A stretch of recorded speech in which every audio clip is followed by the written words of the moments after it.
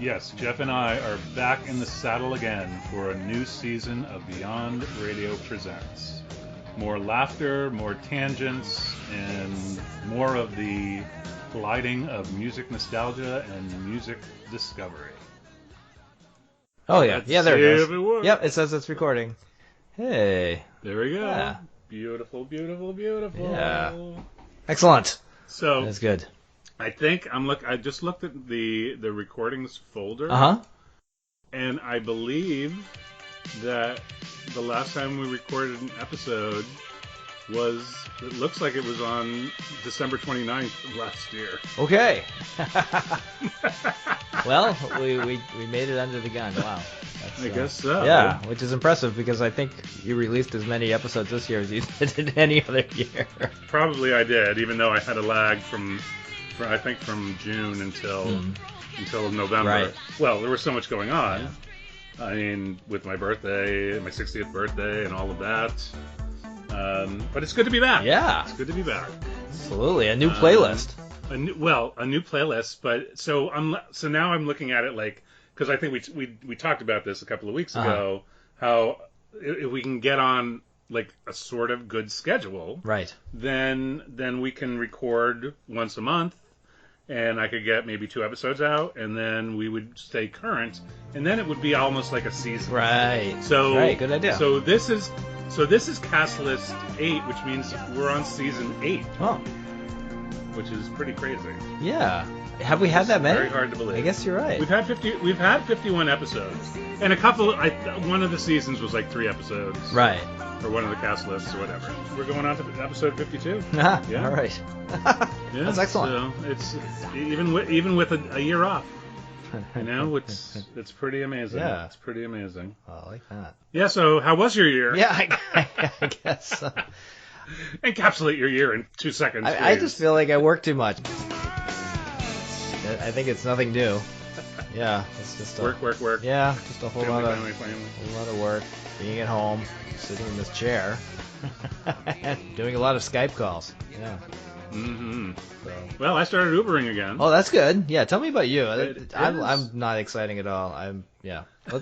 You've got some cool stuff going on. Let's hear about it. Well, I mean, I got to utilize my music recording studio all year. I haven't been using it as much since it got colder. Right.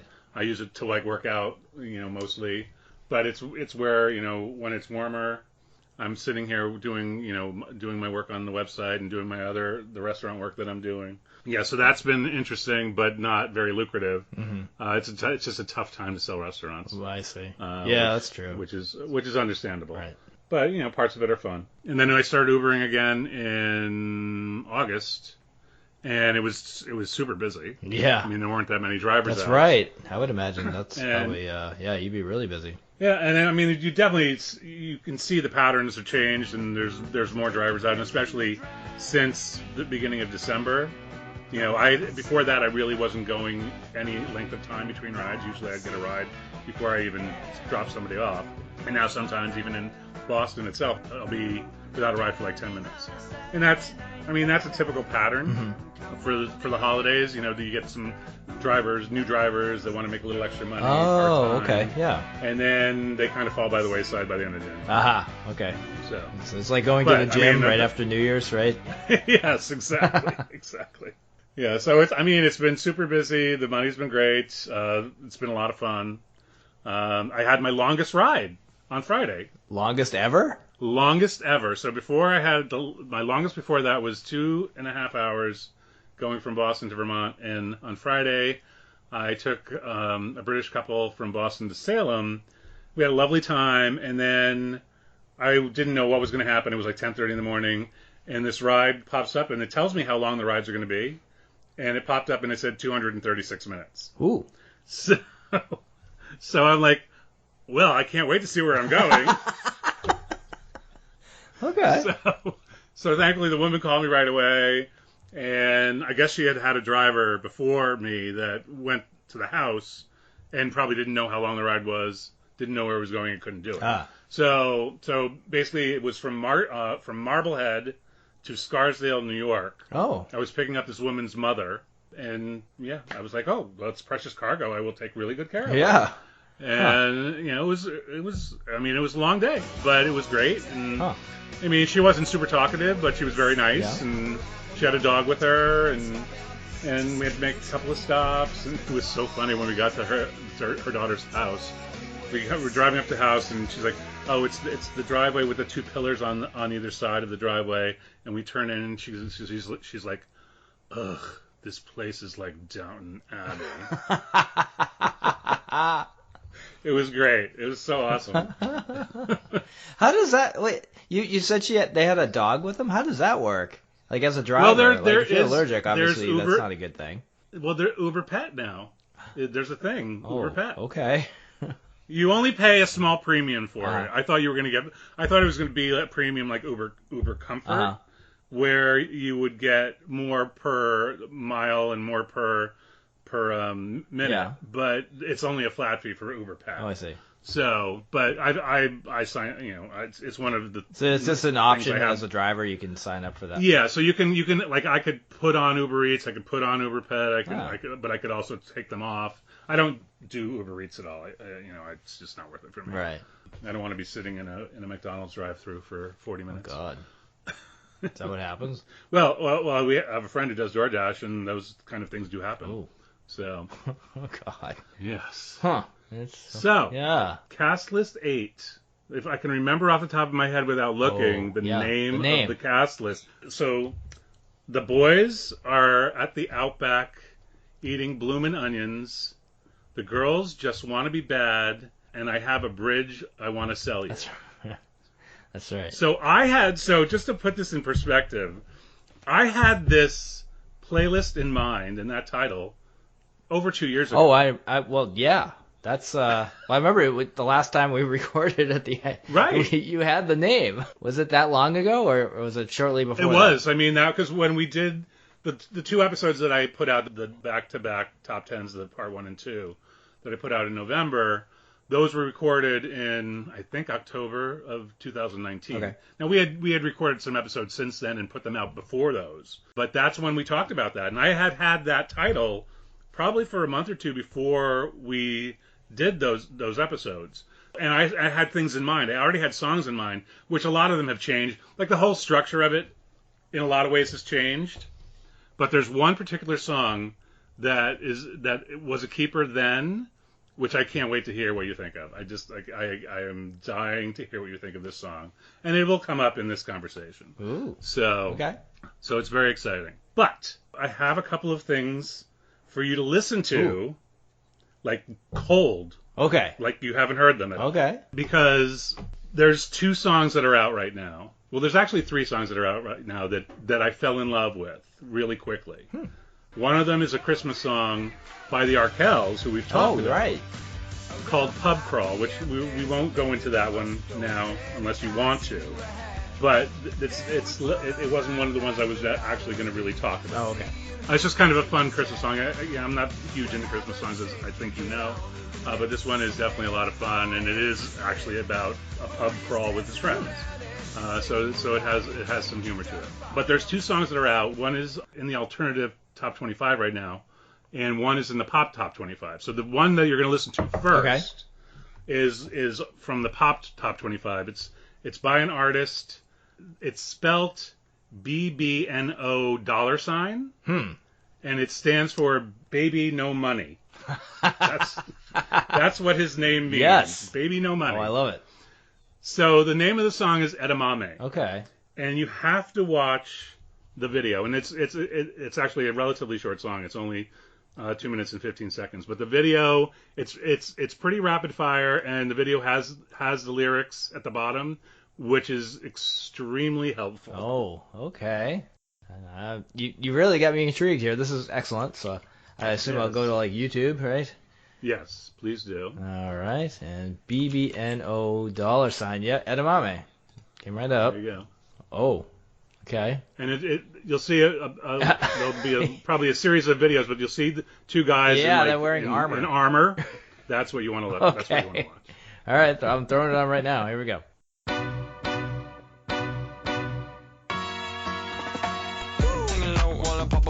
mafia, chain swinging, clang clang, and it costs a lot. I'm always at the guala, yeah, and you are not bad. Beat, keep on going till you hit the spot. Whoa, I'm a big bag hunter with the bow.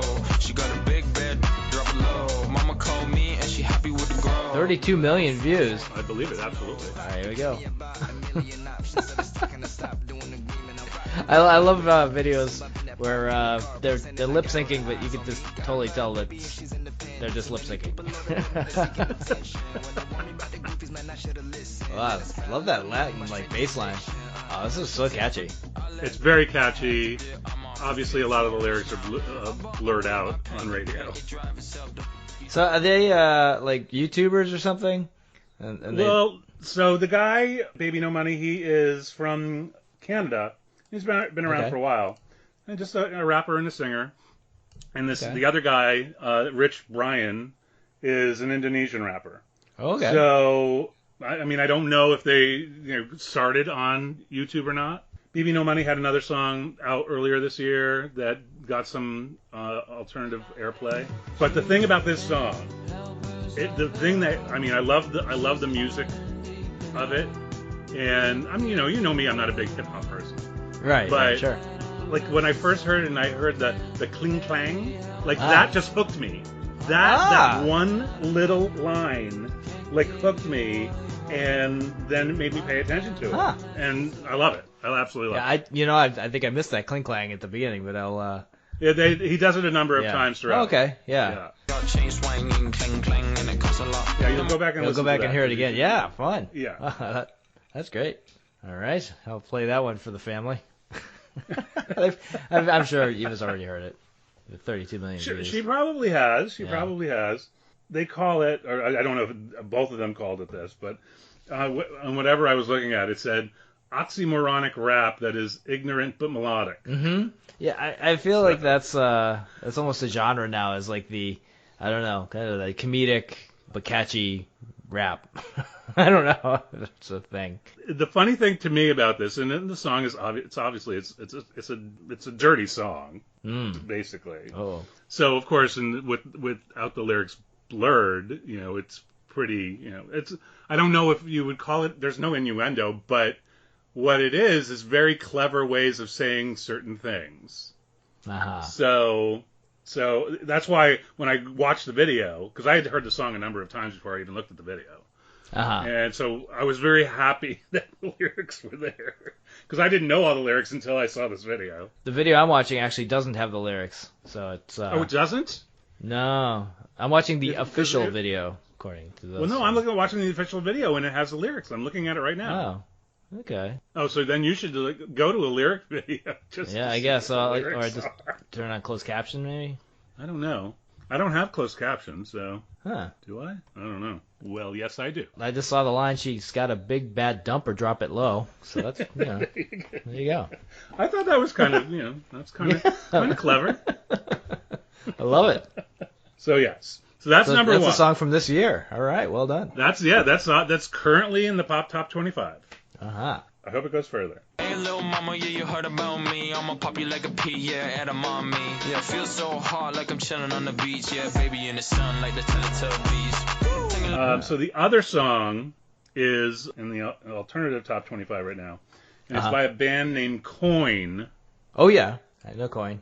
Yeah. The song is Chapstick. I just wanna be here, walking like an animal. I just want a t-shirt, bring me to let's lose control and utterly. 1, 2, 3, 4, 5. I wanna fly, butterflies out of sight, out of my mind. I just wanna taste your chapstick. I just wanna taste your. I just wanna taste your chapstick. Oh yeah, I know this one. I had a feeling you might. Yeah. Because I know what Eva is into. Exactly. I think I just heard it And yesterday, actually. Okay. Yeah. Yeah, so this is a trio from Nashville. In a way, it can fit into the AJR lane a little bit. It absolutely, yeah. There was a concert up here that had Coin at it. Actually, it was Coin. Oh shoot, now I have to remember all the bands. I'll say Portland, Coin concert. Who else was there? It was they all have a similar pop thing going on. Summer. It was last year, summer 2020. Oh shoot! Oh, it's gonna kill me that I don't remember. Terrible. See, now, Coin had a top 10 song on alternative radio a few years back called Talking Too Much. And that song was more straightforward electropop. Okay. And so the thing that drew me to Chapstick was that to me, it's more of a, I think this would, in a different era maybe, this would be a huge pop hit. Like, just huge top 40 hit. Maybe it will cross over to top 40. I don't know. But, I mean, thematically, it's about, a boy kissing a girl and wanting to taste her chapstick and whatever. But it has, there's a bunch of interesting things going on in this. Where it starts off with some fuzzy guitar, then it goes into the beat. It's very bass-driven. His vocal, which is sort of a lazy rap in the verse. And then he starts to sing, but then when he goes into the chorus, the vocals become completely distorted. So it's it's very interesting production-wise, but one of the big things about why I wanted to bring this to you, and obviously, as you said, you've heard it, so well, first of all, say what you think about it, since you have heard it already. Oh, I like it, yeah. It goes on the playlist, we listen to it, it's in the rotation. So yeah, this one was one of the ones. I think for me it was was definitely the bass. It was the bass stuff that drew me in, and then when I started to really listen to it and look at the dynamic of it, it was very cool to me. And it's one of the both of these songs are and even Pub Crawl, all of them came out and quickly jumped into my top 5. Ah, yeah, I can see that. And usually it takes some time to do that. And I think my personal chart it's been an interesting year for me in that I don't think that it has had a huge amount of songs that will be at the top of my all-time list. Mm-hmm. So it was a harder year to decide what number one was going to be or how long if a number one was a 4-weeker, I would be like, oh, that's too long, but I don't have anything else to replace it with. Right. So it's kind of weird in that way. So for a few songs to come out and just kind of hit me was really great. It was right. I would agree. There's been less of that, I think, for me as well. And I think part of it has to do with just listening for the past year. It's been it's been a smaller, more one-on-one kind of an experience rather than in a group. You know what I mean? So well, that's absolutely true. Yeah. So the other reason that this felt like it was good to bring up is because it segues into what we're going to be talking about. Oh, okay. Even if you don't even know why. Okay. Well, before we transition, I have a couple more things. One, I did find that concert, and it was Young the Giant, Fitz and the Tantrums, and Coin. Oh, interesting. So all three of them. I've seen Fitz and the Tantrums. I did not. I did not. No. Jen and Eva went. Yeah, it was just a group of them, and it was pouring rain. It was an outdoor concert. It was pouring rain. Yeah. So, I saw Fitz and the Tantrums. John and I saw them at the Hatch Shell in Boston. Oh, okay. Years nice. ago. They were a lot of fun. They're a good band. Was that a couple years ago? Maybe it was on the same tour. It was at least 4 years ago. Oh, okay. Yeah, it was a while ago. Yeah. And then the other one thing I was going to say about that last song for a Coin is it reminds me of the band Cake a little bit. Oh, I like that.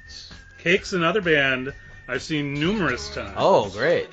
Such a great band. But it has that driving bass line, an interesting beat, and then his vocals are just, kind of really... They're a little off center. Yeah, exactly. So, I don't know, because that's the first thing that jumped out at me when I heard this. Yeah. So, for me, even though I wouldn't consider them this necessarily, but I looked at it at least with this song, they're coming across as kind of the 2021 version of a boy band because of the nature of the song and the interesting production set it apart from what a true boy band would be. Mm-hmm. Actually, there's a quote that I wrote down when I was looking them up, and they talked about the song and said, if you were fed hours of 60s, 70s rock into a computer and then politely asked them to pick up in 2023.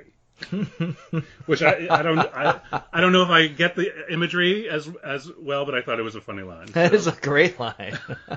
Well, the 70s, I don't know. I guess they kind of have a 70s look a bit. Well, yeah, in the video, certainly, yeah.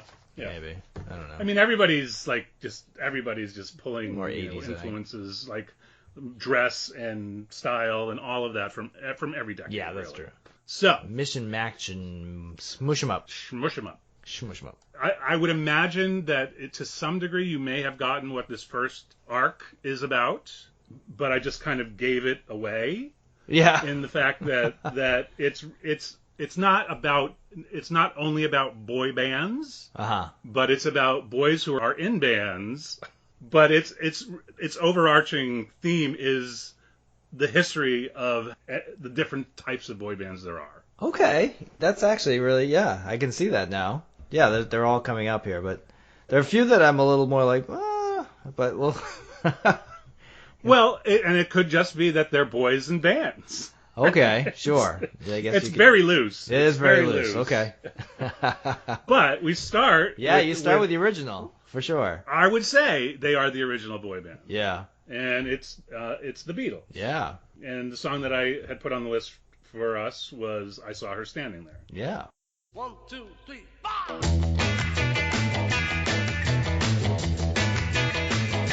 Well, she was just 17, you know what I mean. And the way she looked was way beyond compare. So how could I dance with another? Oh, and I saw her standing there. Of course, everyone in the world knows. Yeah, exactly. I mean, that's the first thing I was just thinking. It was nostalgia, and it's just so I listened to it a little more intently this time, just because it's on the list. I'm like, okay. One of the things I recently, for my birthday, I think I told you I have a bass guitar now, so I pay a little more attention to bass guitars. Mm-hmm. I don't say I play, but I mess around with it and stuff. And so I listen to bass lines, and that song has a really interesting bass line. I had never kind of picked it up before, so that was pretty cool. Well, guess what? What? The bass line was taken from a Chuck Berry song called "I'm Talking About You." Really? Yes. Aha! I'm talking about you, nobody but you. Yeah, I do mean you. I'm just trying to get a message to you.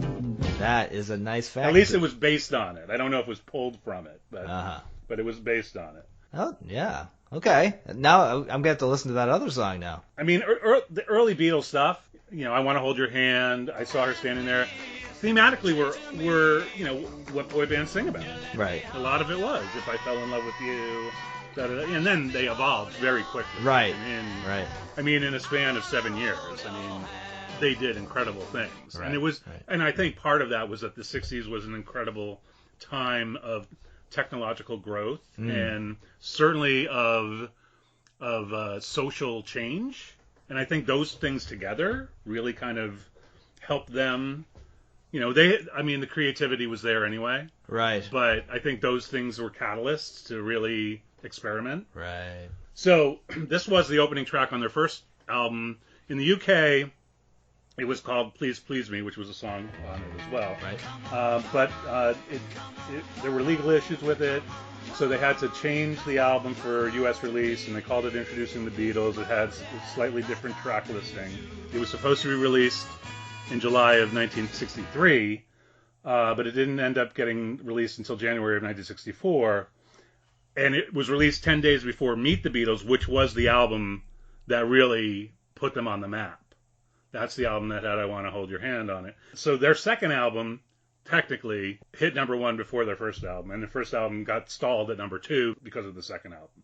And in 1964, which you may know, probably not the amount, but in 1964, they had 30 songs hit the Billboard Hot 100. Beatlemania was really a thing. Right. Wow. It really was. And it had started in the UK before that. But yeah, obviously I was only 3 years old, so I remember none of it. Well, I know Jen's mom, she was a big Beatles fan. or is a big Beatles fan. It's always fun to talk to her about anything comes out, Beatles related. There was a few years ago, there's a video game, the Beatles Rock Band, and so you can play along with the Beatles and stuff. So we had some fun with that, and of course now there's a new, I think it's on Apple TV. There's from Peter Jackson. There's a new documentary. It's called don't ask me to name things. I'll look it up here real quick. Clearly not. Apple TV movie. It's like a 3-part series. Get Back is the name of it. It's a 3-part series, sense. and that's like all the rage right now. It just came out, I think, around Thanksgiving, and it's Peter Jackson doing, like, he has access to all this footage, and it's when they were basically out of the limelight for 3 years, I think, and then they like, everyone's like, what's the Beatles? What are they doing? And they were trying to make an album, and this is with Yoko and all that stuff. So it's all this behind the scenes stuff. So it's supposed to be pretty good. So, do you remember, because you would have been a teenager at this time, Okay. that Tiffany, Tiffany? All right. Think we're alone now.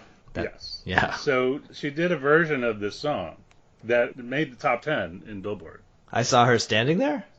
I saw him standing there. I saw him standing there, of course, for Yes. Tiffany. Right. Yes. Don't rock the boat. I vaguely, I don't even know if I really remember it. Uh-huh. I'm sure I glossed over it at the time, but I didn't know if maybe, being a teenager at that time. I vaguely remember that, maybe, but yeah, it's definitely not one that sticks out. But it definitely sounds plausible. That could be one of those things where we have 2 facts and a lie. You know what I mean? You can throw that one in there. That one's tough. Like, oh, maybe. Well, I'm sure at the time it felt blasphemous. Yeah. Oh, yeah. I can only imagine. Oh, I think, yeah, I think at that time, I guess John would have already passed, but the 3 of them would have heard it. Yes. Probably just rolling their eyes. That's true. Yeah. Totally rolling their eyes. Well, I love that this list starts off with the Beatles, so this is fantastic. I wasn't at first going to do that, but then Right. as I was, picking songs now, I was like, okay, well, yeah, that really, it kind of makes sense to do that. And it's the first time I think we've had Beatles in the list. It is the first time. Yeah. It is. So I jumped from a 1960s UK boy band to a 2000s boy band from the UK called the Vamps. And the song that I put on is called Married in Vegas. Feels like a TKO. Feels like the lowest blow. Yeah, yeah, yeah. Under the neon lights, I think we might get married in Vegas.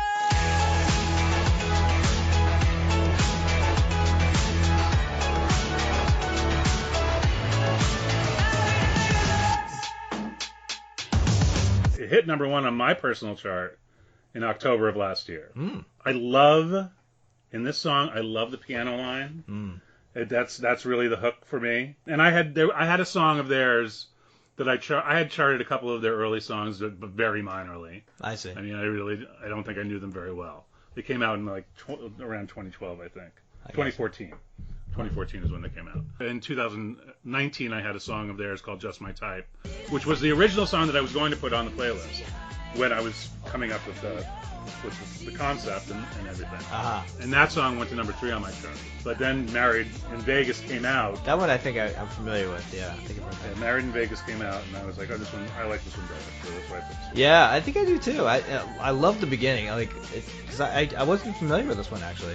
But yeah, the beginning and it just hooked me right down. I was like, okay, I'm in. Like, this is going from the Beatles too. I was like, whoa, okay, this is a different transition. So I was it was cool. I like the old and the new, like right up against each other. I think that's pretty fun. Did you notice the distortion on the drums? Yes, absolutely. In fact, it's in my notes here. So Okay, there distorted you go. guitars and drums. Yeah, I love that. I mean, anytime you can kind of, I don't know. There's it adds an edge to it, right? Which is kind of fun. But at the same time, it still has a very poppy sound. So yeah, no, I really like this one. The connection to the Beatles on this one is that their debut album was called Meet the Vamps, like Meet the Beatles. Oh, I see. And they did very well on the UK charts with their first couple of albums. they had 4 songs reach the UK top 5 in the first couple of years.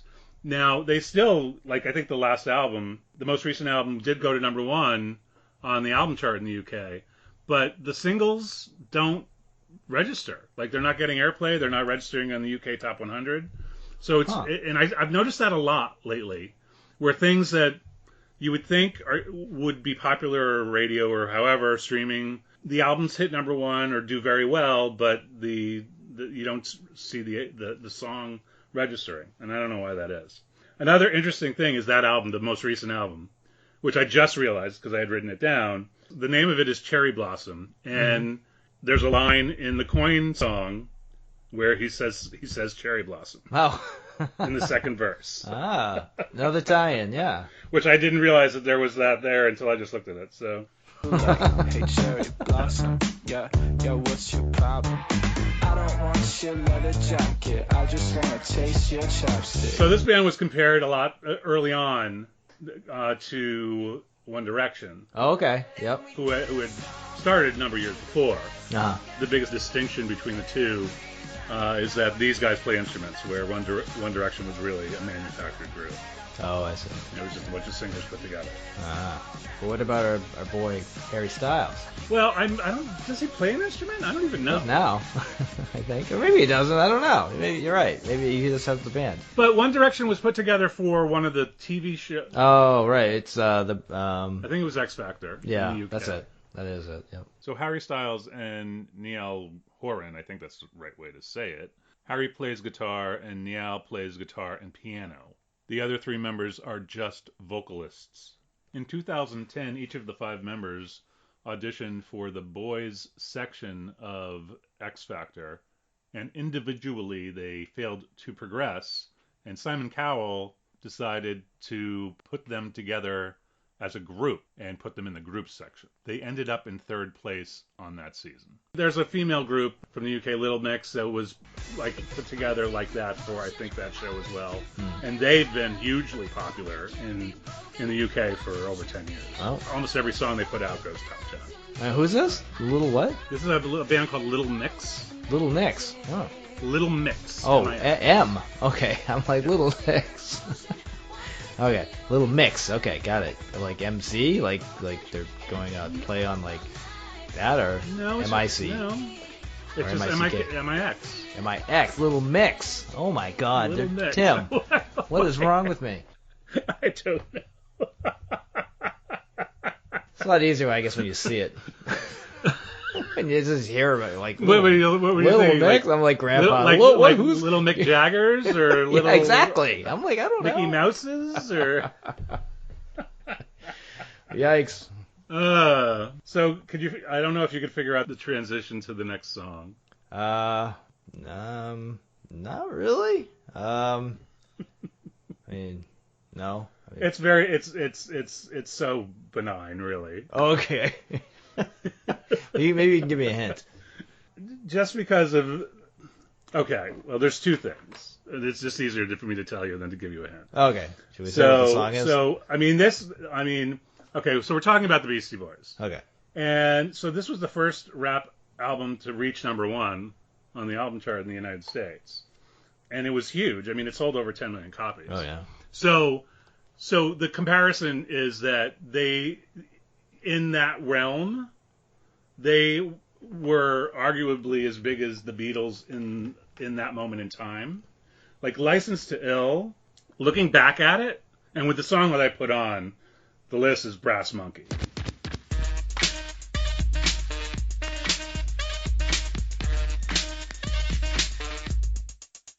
Brass monkey, that funky monkey. Brass monkey, chunky, that funky monkey. Brass monkey, that's more than real. Drink brass monkey, here's how you feel. You put your left leg down, your right leg up. Tilt your head back, let's finish the count. MCA with the bottle, Ross and Rocket Mix with Charlie Chan. We're on the move, we don't mind shivers wherever we go. You look at that album, and that album is like a greatest hits album. Oh, yeah. And I can only imagine, and this is the reason I put this on here, was, again, when I talked about loosely, it's about boy bands, well, they're 3 boys in a band. Yeah. Oh, no, absolutely. They fit the bill. for Yeah. as much as some of the other ones do. Yeah. But I just figured when this came out, what, you were 15? Right? Yeah, 15, yeah, 16? 16. Yeah, it was. I would that- imagine this album Yeah. had to be huge in your life. Oh, absolutely. Yep. Yeah.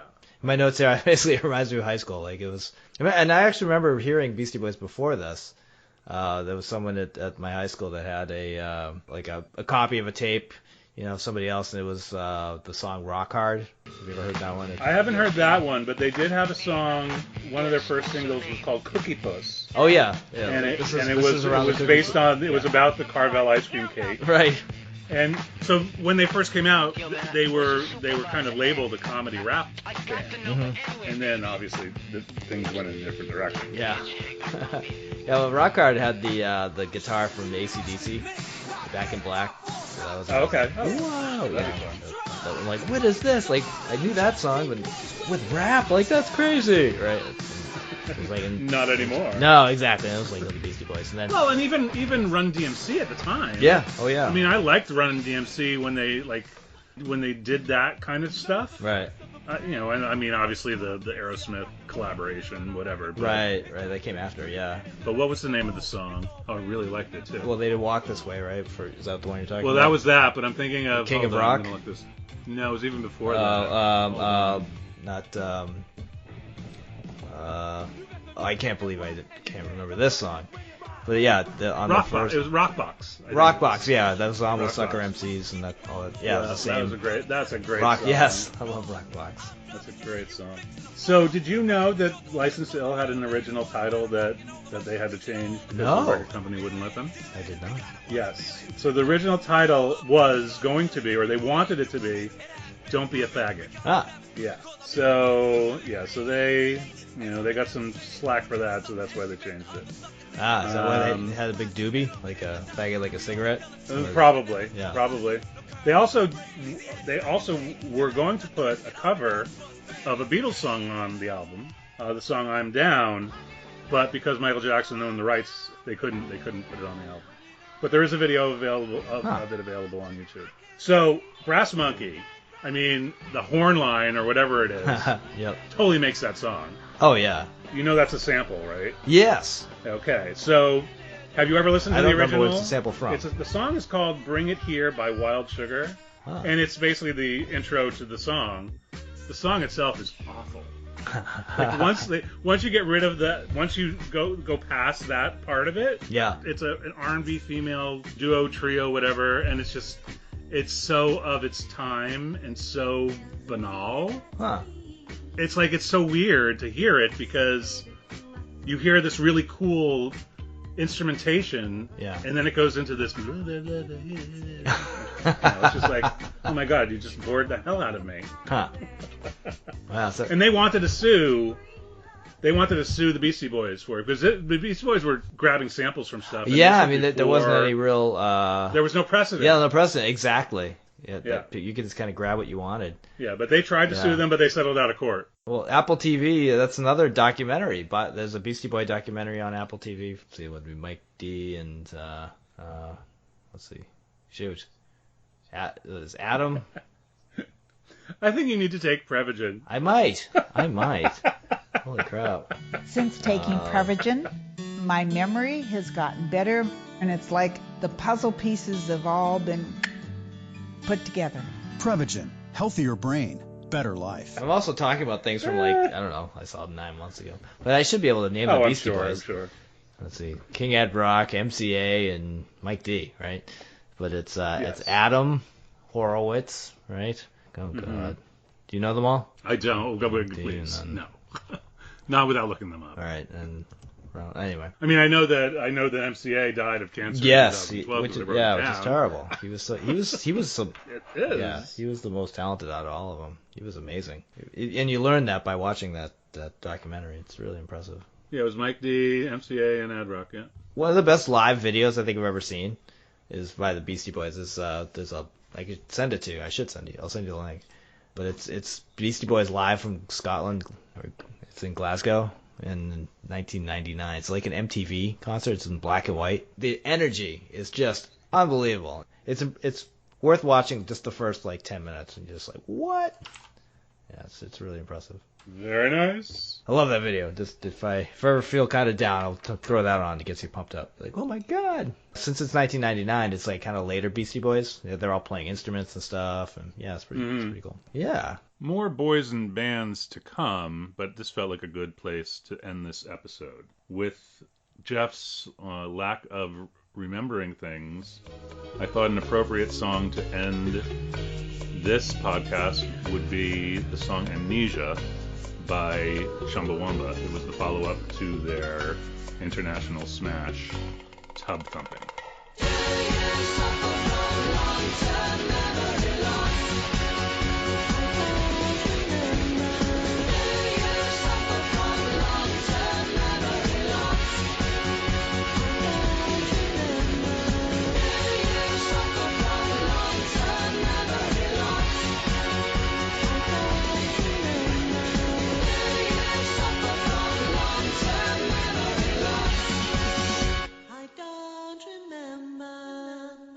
Remember this, though. You can find all things Beyond Radio at beyondradio.com and all things podcast and playlist related on Spotify.